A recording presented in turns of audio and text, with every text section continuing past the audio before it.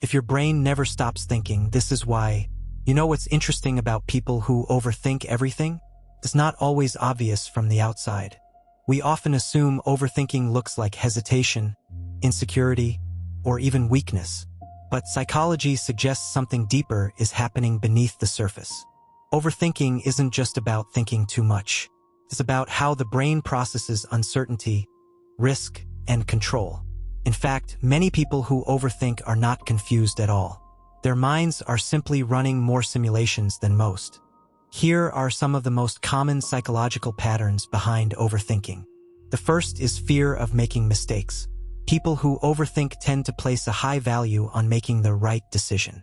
Their brain constantly scans for possible outcomes, especially negative ones. What if this goes wrong? What if I regret this later? This isn't just doubt. It's the mind trying to protect itself from future pain. The second pattern is high awareness. Overthinkers often notice details that others miss. They pick up on tone, body language, subtle changes in behavior. Their brain connects these small signals into larger patterns. This heightened awareness can look like intelligence, because in many cases it is. But the downside is that more awareness creates more possibilities to analyze. The third pattern is anxiety and the need for control. When the brain feels uncertain, it tries to regain control by thinking more. It replays conversations, predicts outcomes. It searches for certainty in situations that don't have clear answers. But here's the paradox. The more you try to control everything through thinking, the less control you actually feel, because the brain keeps finding new variables to worry about.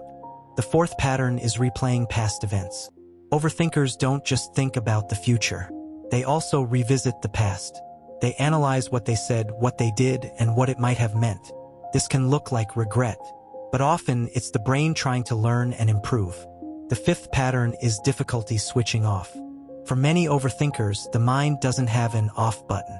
Even during rest, the brain continues processing, especially at night when distractions disappear. This is why overthinking often feels louder in silence. The sixth pattern is imagining multiple scenarios. An overthinking mind rarely settles on one outcome.